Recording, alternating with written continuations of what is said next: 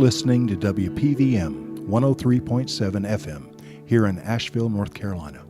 You can also listen on WPVM.org. This program is produced and sponsored by Third Messenger. You can find out more about Third Messenger at www.thirdmessenger.com.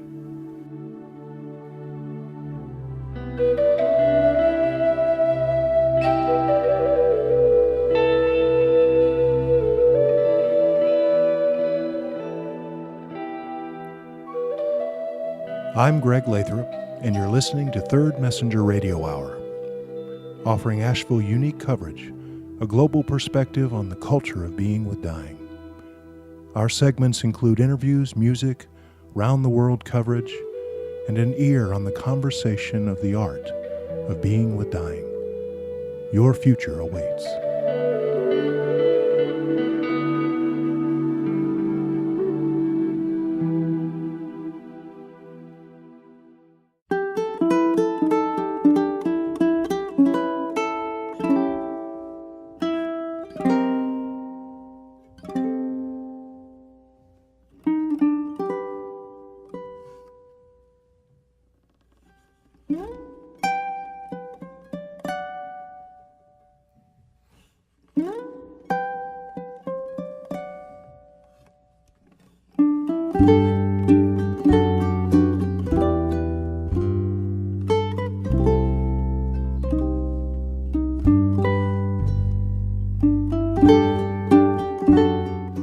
As we've produced this radio program, we've realized that we need go no further than our backyard to find stories which reflect our mission of cultivating the sacred art of being with dying. And so it is today, as we speak with a local man, a friend actually, who's recently been diagnosed with a malignant brain tumor. Also, I will say that the music in this program expresses to a degree where he is and what he calls the next chapter. Today we're talking with Tom Noblett, a local resident here in Asheville area, and to his friends, Tom is known as Big Tom, and to his closer friends, Tom is known as Brother. And I feel very honored to be able to call him Brother. So Tom, how you doing today? Hey, it's going great, man. It's a beautiful day. Well, welcome to the show. Thank you very much. And it's an honor to be here, Greg. I mean, I've known you forever. We have known each other a long time, 30 plus years. And Exactly. So this is a beautifully interesting opportunity to share, I think, all the things I know about you. And I have the opportunity to share it with a lot of other people. So I think there's some beautiful things that will come from our time together, and I just want to dive in. Tell us a little bit about who you are. I grew up here in Asheville. I spent 6 years in the Air Force. Jimmy Carter, my brother says that you can't really count Jimmy Carter Air Force, but not all of us can be fortunate enough to have got our leg blown off in Vietnam, like Billy did. But I spent 6 years in the Air Force, and was very fortunate afterwards to started working in the hospital in cardiac ultrasound, and it was something that was new at the time and was exciting, and it really did well for me. But more so than anything, the job that I chose takes about 10 minutes to 15 minutes to do, but I've always had the ability to connect with people in some small way throughout my life. And that's kind of a personal goal for me, is that I like to connect with people. And that 10 or 15 minute window the hospital environment is very rewarding to me, and it's funny how we can connect with people, and it's something that I've always enjoyed doing. People say I was maybe a little nosy and ask too many questions, but I found that in that 15 minutes there, I could connect somehow, some way, and I got a lot of satisfaction in that. And so that's something that I've always enjoyed doing.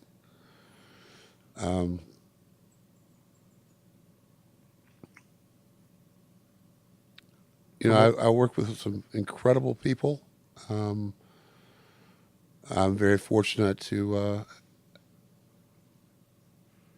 have been able to surround myself with a lot of professional people and good nurses and doctors and just great people. You've been there a long time too. 33 years at the hospital. Yeah. So it's something that it's done well for me, and something I'm proud of as well. You have literally been looking into the hearts of thousands of people. Literally. Literally. They've done the statistics on them. They've got the numbers, Tom has done, 473,000 echocardiograms. And it doesn't mean anything because they're all individuals. And they're everyone as important as each one, as it should be. And, I can imagine that your presence and your making a connection with them like that at a time, these people don't want, if they are having to have a picture taken, or an ultrasound of their heart, it means that there's things going on in their life that they're probably scared about most of the time. Perhaps. And so having someone that's doing more than just the technical job of taking a picture of the heart, but also making that connection, must feel really good. It feels very good, mm-hmm. and very rewarding. And if I can make their life maybe a little easier, then it makes it all more rewarding as well. Right. And that's an important thing to me as well. Yeah. And what we're diving into, Tom, a page turned, and you entered into a new chapter in your life here a few weeks ago. Tell us what's going on with you physically. Well, apparently I was diagnosed a little over a month ago with a brain tumor. Mm-hmm. I started having some headaches and word difficulties, and had some issues that were affecting speech. Mm-hmm. And a few days later, ended up in the emergency room and was diagnosed with a brain tumor and mm-hmm. I guess just a calamity of, not a calamity of errors, a lot of things transpired. Mm-hmm. And I don't think I've quite grasped things yet, but I'm trying to make sense of it all.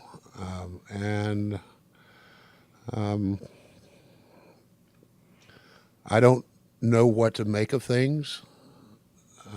Not really sure what's going on with my life right now, but it's an interesting point in my time, something I didn't expect. But nonetheless, it is what it is, mm-hmm. and it's kind of exciting in a way. And I never really saw myself in a situation like this, but it's a beautiful thing. It really is, and it's a challenge for me, and it's a new era, and it's forced me to look at things a little differently than perhaps I've ever looked at them before in my life. Yeah. And so, like I said, it's a brain tumor. It's a pretty good sized thing, from what I understand. I've seen it a couple of times. I choose not to dwell on it, I guess, and look at the pictures of it. But it kind of looks like a golf ball, I think. But I'm not sure where this is going to take me next.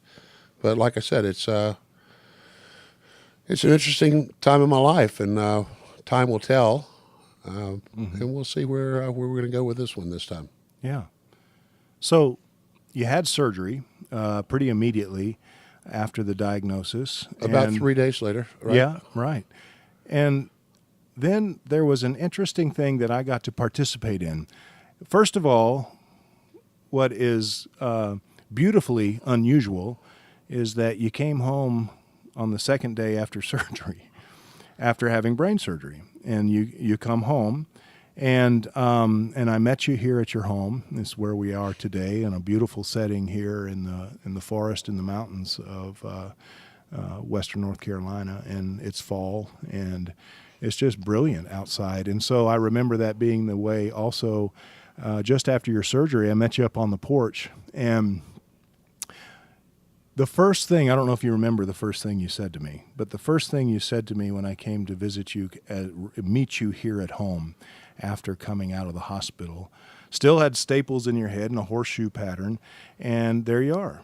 And so I come up on the porch, and we embrace, and the reason people call Tom Big Tom is because he's a big, strong guy, and I really enjoy being around you because I actually, it's nice to have somebody that makes me feel a little smaller because I'm considered a pretty big guy as well, and I love that. And then when I embrace you, it's like it's like grabbing onto a bear, and so we did that. And then you looked at me and you said, "Are you going to come to Maine with me?" I had to go to Maine. And so, of course, my answer was there was no option. My answer was yes. And this was even before I knew when or how that was going to happen. I said yes. And then I said, when are we leaving? And you said, we're leaving in 3 days. And I said, okay, well, let's go. So tell us about why you and I know about Maine, but there was a reason that it was time to go to Maine that quickly after surgery. What would you have to say about that? It seemed like the only logical place, I think. Sure, I was discharged a couple of days from surgery, from brain surgery, and I didn't know what to make of things. I was confused, didn't know where I was going to go. The whole surgery thing was just kind of a whirlwind, or things that, everything transpired so quickly, and it was just, there were people that I've known for years, and just everyone wanted to come in and see what was going on, and everyone was obviously concerned. And then I had surgery on a Thursday, and I understood that I was going to be kept asleep for a couple of days, just to kind of, I guess, rehabilitate, not up for a better word. But apparently, a couple of hours after surgery, they made a decision to go ahead and wake me up. So I woke up in the hospital room, and with family and friends, and a couple of days later decided that the only logical thing to do would be to go to Maine. And so, the Maine, let me set that up a little bit too. So sure, well, let me say a little bit more. Maine is a very special place to me. And Greg, you and I have probably been, I don't know, what have we been, 5 or 6 times together, I think. Right. And even hiking Katahdin, which was a very special time for me. But we've spent some very interesting times. Like I said, Maine holds a very, very special bond to me. And I first started experiencing some problems about I guess a couple of weeks previous to the surgery. I was having some word recognition issues just once. And so after surgery, I decided that I needed to try to figure out what was important in my life, and Maine seemed to be the most logical place to go. I needed to be away from everyone for a little while. Not everyone. Close friends, my brother-in-law, my son, and you're my very best friend. I decided that I needed to think some things out. Yeah. There was nothing else that was really pressing. I didn't have doctor's appointments. I needed to be away for a little while. I needed to surround myself with my family and friends and my son, and try to make some sense of what happened. And so, it, like I said, it just seemed to make the most sense to me, because this was or is such a special place to me, that I would just run away for a while and try to digest it all, and digest it all. That's a better term, I guess. And so that's what we did. We spent 5 days in Maine. I somehow missed the post-op instructions of not getting my hair wet and that sort of thing. And the creek was very cold, but I kept kept my head as clean as I could. But again, it was a good time to kind of reflect and figure out what the hell happened here, and what we're going to do about it. And so since then, I think I've made some more sense of it, and I'm very much with peace with the whole thing. I'm very happy that I had that opportunity to be that time. I'm happy that I was able to spend some time with family and friends and go to Maine again. And it just made the most sense to me and most logical place to go. And like I said, it's a very special bond to me and a place that I cherish very much. Yeah, this I know. And just to describe it a little bit for those who are listening, I can't imagine a more perfect place to really do what Tom is saying that he wants to do with regards to finding that space where he can digest Maine. This camp is deep in the North Woods, above the Moosehead Lake region, and it's on a little lake called Ragged Lake, and there's some cabins there, and no running water, no phone service, no electricity, just a beautiful place to just really be very quiet. That's probably the best part of the whole thing, is that you can totally isolate your existence. And you don't have to be involved with phone service and internet and things that really kind of get in your way, truthfully. And that's really one of the beauties of the whole Maine experience. There is that you can stay away from those aspects of it, and the things that kind of perhaps get in the way of the peace and tranquility of Maine, which has always done me well. Well, this points to something I know about you as well that I want to talk about just for a minute.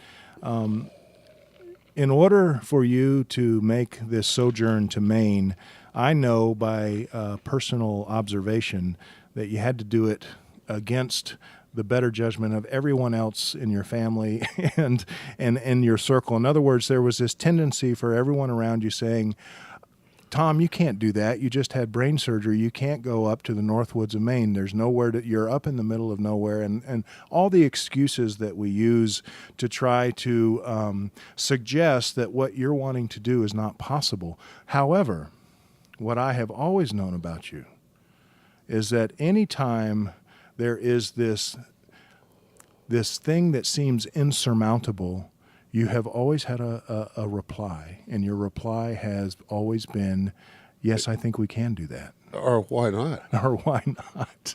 And I want to honor you because I've always seen that in our time and our journeys together. And this program is not long enough for us to be able to talk about all the beautiful journeys we've had, where the driving motto of the whole journey is, if any one of us were saying, Tom, I don't think we can do that, you would say, yeah, we can. We can do that. And I am here as a witness to attest that has 100% of the time always been the case. Yes, we can. And then we do it, and we turn around and look back at it and go, wow, we did it. Sure. And it shouldn't be a challenge. It shouldn't be surprising to a lot of people. Certainly doesn't surprise friends. Doesn't surprise me. I've always felt that philosophy. I think that, why not? Why can't we do this? And I don't know about insurmountable odds. I don't know about that. They're always surmountable. Yeah. If there's something that's worthwhile doing, then it's worth doing right. Well, how does that relate to this journey you're on right now? I see you still doing that. Oh, it's certainly challenging. Uh-huh. It's a journey. It's not a frightening journey at all. Mm-hmm. It's another chapter. Yeah. And there are lots of chapters, and all the stories that have been told are often believable, are often stories that you couldn't describe to people because they perhaps don't do them justice. Yeah. But they are true. At least in my mind, I think that I choose to see them in that fashion. But if you want to talk about, a brain tumor, Yeah.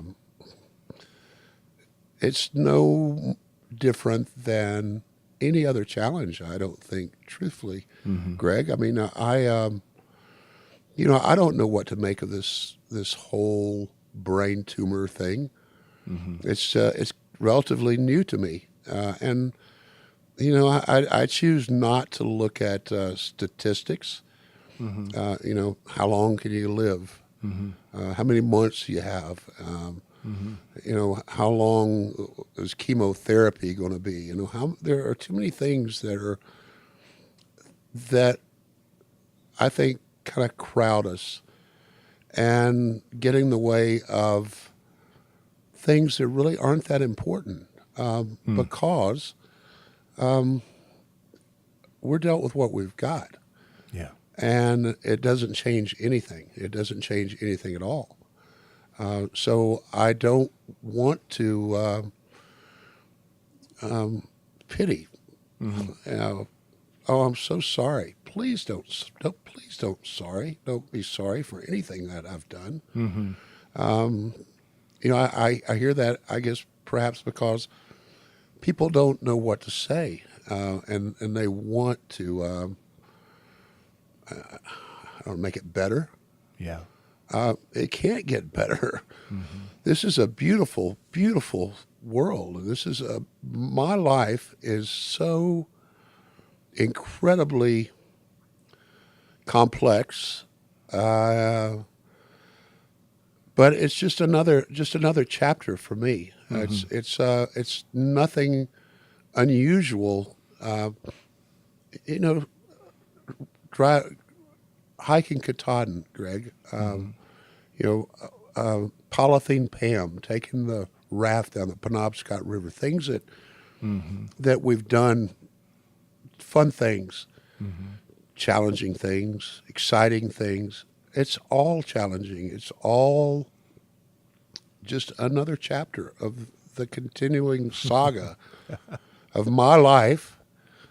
And I am so fortunate to have surrounded myself with great friends. And Yes, you have. I know for the end of my life, these people will always be there, and they'll be a very important part of my life, and they'll be there when I need them to be for me, and I hope that I'll be for them. I'll hope be there for them as well. Yeah. But it's a beautiful thing, and I absolutely have no fear of anything in regards to the brain tumor or Right.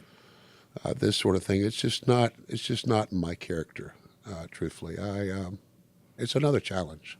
Yeah, I hear you. And you know, I have no regrets, none, absolutely whatsoever. And you know, we'll see what happens tomorrow. We'll see what happens next week. Right. I may be in Maine next month. You never know. Well, I hope I'm with you. I hope you are as well. Well, this reminds me of something you said just recently. When I first was given the opportunity to come close with you and stand by you through this chapter that you're in over the last month, one of the things I remember you saying is you said, you know, I see things differently right now. And then you said something to me that I find to be just a beautiful releasing statement, and it relates to some of what you just said. You said to me, it's all important, and none of it matters.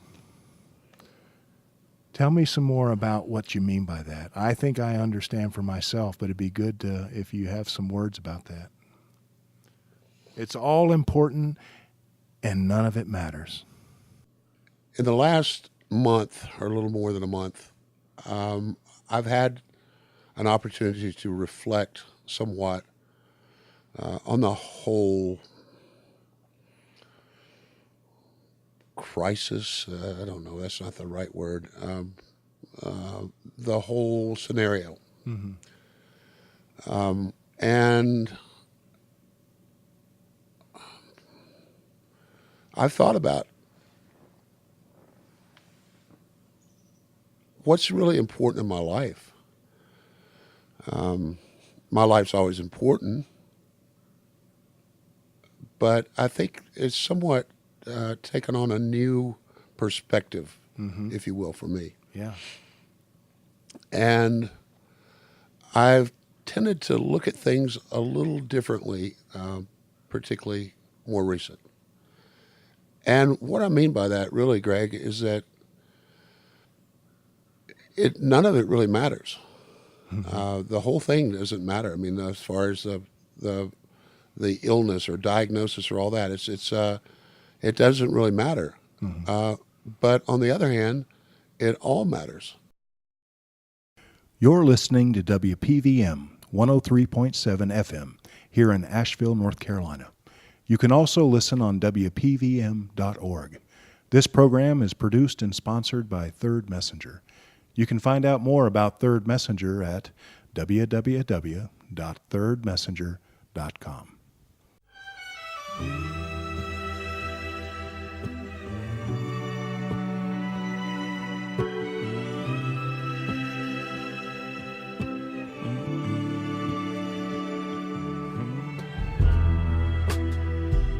Wherever you go, well, I can always follow. I can feed this real slow. If it's a lot to swallow, if you just wanna be alone. Well, I can wait without waiting. And if you want me to let this go, well, I am more than willing. Oh, 'cause I don't wanna change you. I don't wanna change you. I don't wanna change your mind. I just came across a manger out among the danger somewhere in a stranger's eye. Oh, and I don't wanna change you. I don't wanna change you. I don't wanna change your mind. I just came across a manger out among the danger somewhere in a stranger's eye. I've never been with anyone in the way I've been with you. But if love is not for fun, then it's doomed. 'Cause water races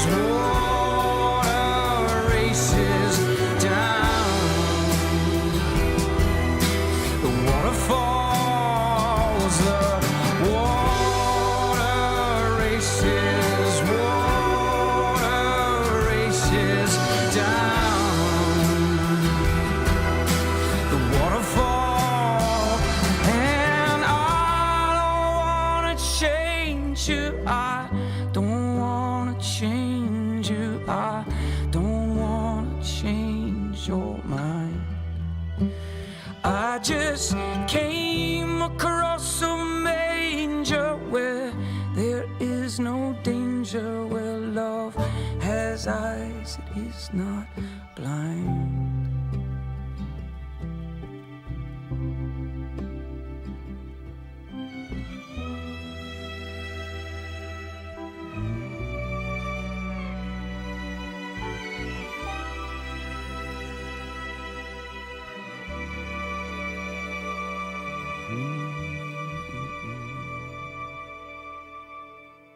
We're back with Tom Noblett as we discuss what it is to live in the next chapter. One of the things that I think you've said that you've said more than once recently with a lot of conviction, and that is that everything is in its place.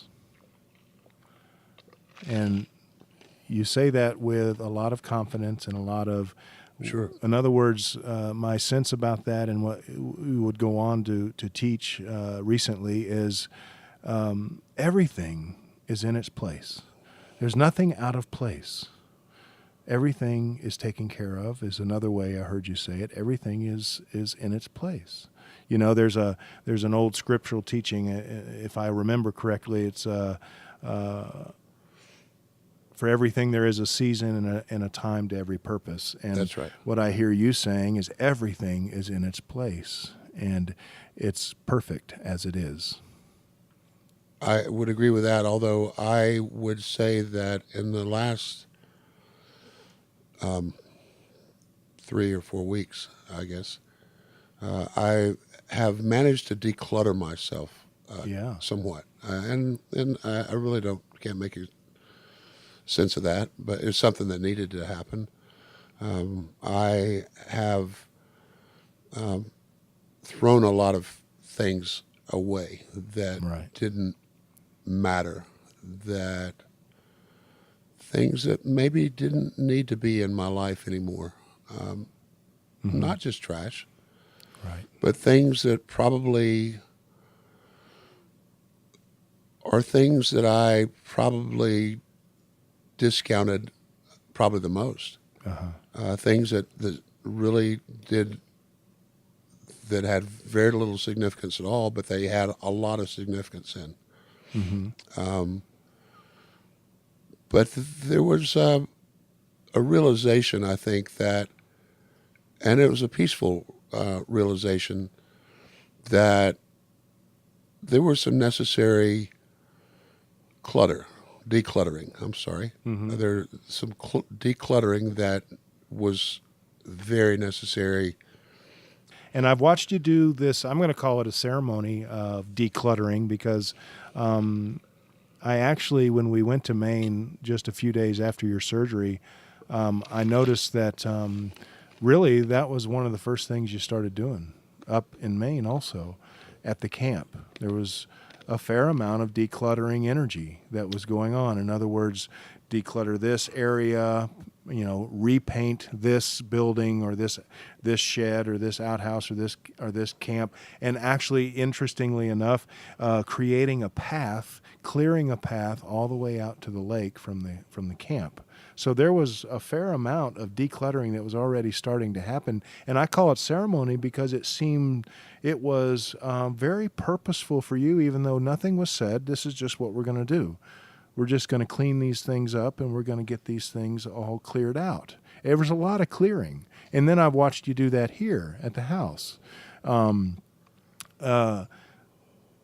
It reminds me of a teaching that a dear elder gave me a long time ago. He said, if your life is uneasy or you're in confusion and doubt and heaviness and weightiness or whatever, he would say that one of the best things to consider doing is clean out your closets.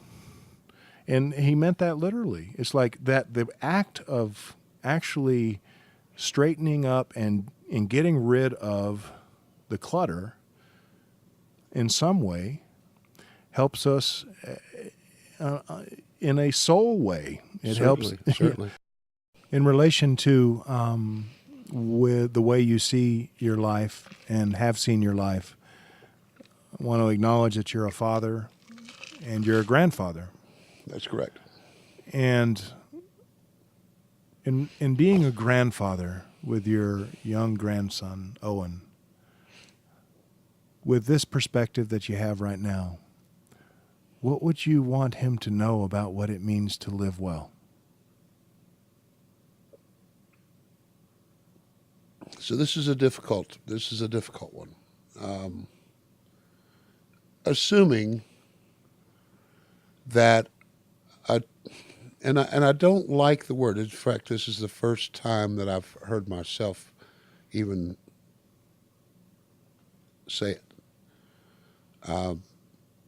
The diagnosis of perhaps a terminal diagnosis. This is the first time I've ever heard myself say that. I'm not even sure that I like the terminology. Yeah, I don't blame you. Terminal. What the hell does that mean? Terminate what? I don't like this one. But you talked about his legacy. I don't know. That's the one thing that's probably more difficult than anything else. Is my grandson is just over 2 years old, and I fear more than anything, perhaps, is that my grandson won't know who I am. People will tell him about it. This was your grandpa or papa. That's what I choose to call him. That was why I picked his the name, or what do you want to call him. But I am afraid that he won't know who he is. And I would like for people to know who he is. And I would like for him to know that I am who I am. And would want him to I would want him to remember me as a kind and compassionate person. Hard work and integrity are the most important values that I could pass on to my grandson. You've heard me say many times that probably the most important things in life are honor and integrity. Yeah. And I would like to think that I have lived my life with honor and integrity. Not always. And I've certainly screwed up on many times. But I have tried to be an honorable person and practice what I preach for the most part. The things that are more important to me are how I lie down at the end of the bed and how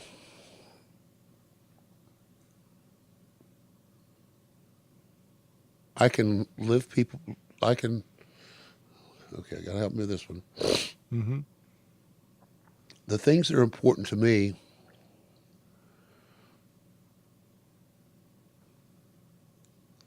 are just how I feel about myself and things that made me feel good. Yeah. Inside myself. And they were not often important things to other people, but they were important to me. Yeah. And oftentimes they were trivial. Yeah. But they nonetheless were all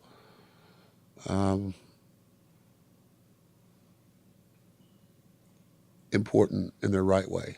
Yeah. And it just has always felt good to me.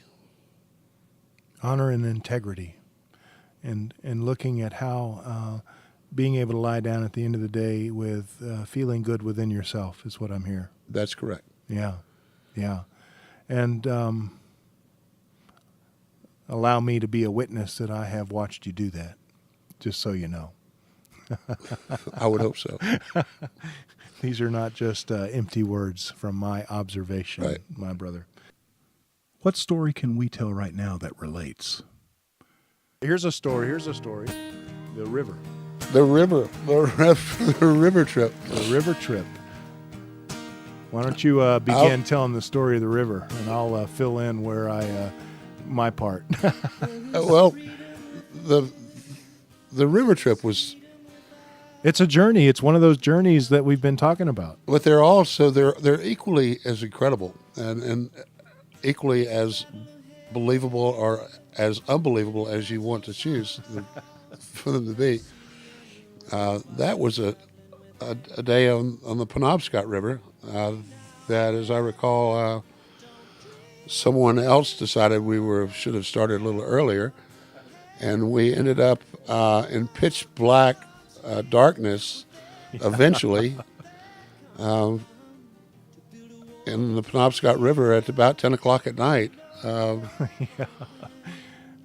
Well, you were the one that suggested that we start earlier, and because so there was you and myself and our brother Pat, and the raft we duly named Polythene Pam, whitewater raft, and There was no whitewater. there was no whitewater.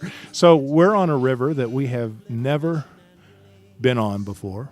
We looked at it on a map, and so we had it mapped out that we were going to go from point A to point B, which was several miles, and it was a two-car trip. So our wives were with us, Lena and Judy and Laurie were with us, and we went. They drove us to the put-in, and then waved goodbye to us as we set out on this river. And Our whitewater adventure. our whitewater adventure. And The only rapid, there was actually whitewater as we. just as we got in. It's just as we actually, as I recall, we went backwards through the rapid. The only rapid on the whole just trip. because it seemed like it was more fun. But the next turn led to dead water, which means that It was coming the back river at was us. going the wrong way. And Greg was actually navigating this journey, and I was fly fishing, and Pat was fly fishing. And Yeah. Greg said, "I'll just navigate you guys through there," and which he did an excellent job on this. And we just paddled away and saw a lot of interesting things. As I recall, we saw a big moose crashing through the. Yeah, we saw a bull moose crossing in front of us, and then we came around the bend on this dead water, as you call it, and and this beaver family Yes. was. We wanted to say they were Curious. playing with us or curious, but they were probably telling us to get out of there. But the best part of the whole thing was as Greg was navigating through the river, and my friend Pat was fishing on the midsection of Polythene Pam, and Pat had acquired a very expensive fly rod, as I recall. It was, I think, it was a wedding present, as I remember it. Yep. And just as I saw Pat was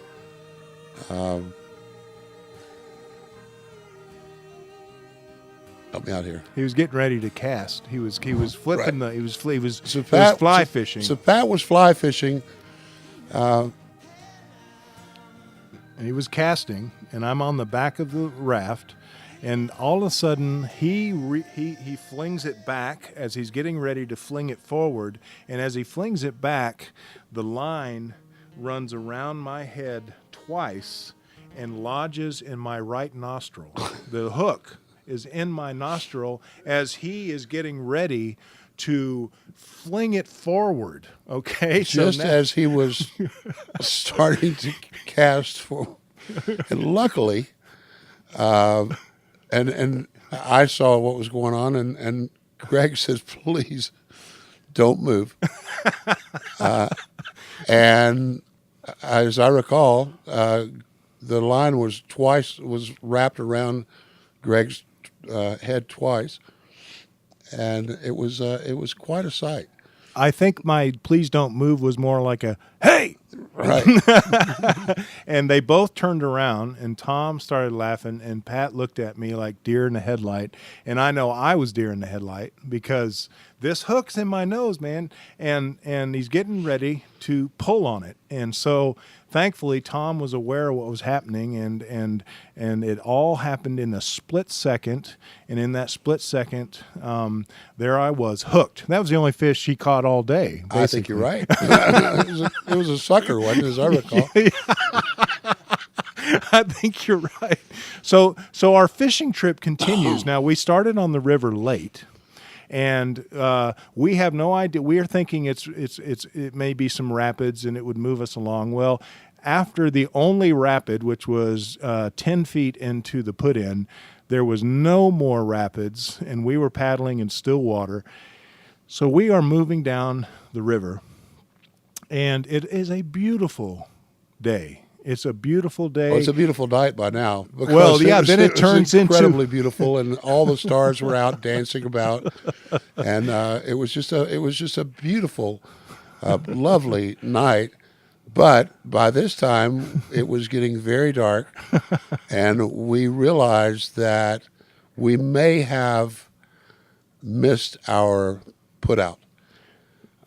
We were starting to contemplate that. I remember as the day turned into night, we were very amazed by the beauty of the sunset and then the stars coming out. And now it is pitch black. I mean, it must have been a new moon because there was no light and the None stars were whatsoever. shining, but we could not see our hand in front of our face. Not 5 feet in front of you. We could not see. And so now we're having to tune into our hearing so that we can make sure. This is a river we haven't been on. And so now we're floating down this river and paddling, and Pat picks up a paddle, and I've got a paddle. We had the two paddles. I refused. And I Tom refused to paddle. not He laid back in the raft with his hands behind his head, and he was looking up at the stars, marveling at how beautiful the stars were the whole time. Now, Pat and I are starting to get to that place. This is that yes, we can moment. Right. That's where we're starting to think, we're not going to be able to do this. We're on a river we've never been on before in our life. And we are now listening to make sure that we don't come up on a rapid at 10 o'clock at night. So we are listening with everything we can to make sure we're not hearing something that sounds ominous. And so we're paddling. Tom is laid back, and he's watching the stars, and we just keep paddling. And we're paddling, And what I remember was we asked Tom about what he remembered about the put out, and he said, well, if we have missed the put out and we end up crossing under a bridge, then we are 10 miles away from our car, which means we'll have to walk 10 miles back to the car. And so we're thinking, all right, this is not something we want to see. We don't want to see this bridge. So now this is that yeah, we can moment. In other words, we're in that initiation of the hero's journey. You know, the hero's journey, Joseph Campbell talks about, we separate and then we initiate and then we come home. So that's his idea about the myth throughout the world, the hero's journey. So on this hero's journey, we have separated. We watched our wives wave to us as we took off down the river, and we are now in the middle of the night on a river that we don't know, and we are getting to that place where this is the initiation. I mean, there's nothing to do but keep going. So we keep going. Choice. There's no choice. That's what we do.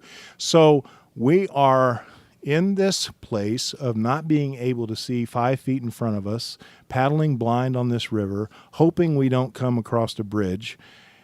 And what happens is it's so dark, we didn't see the dogleg left in the river, and the raft bumps up against the ground. Next in front of the car. Yeah. Exactly where we're It perfectly bumps landed. up on the river bank, and we thought, now where are we? And we turned to the right, and there's the car.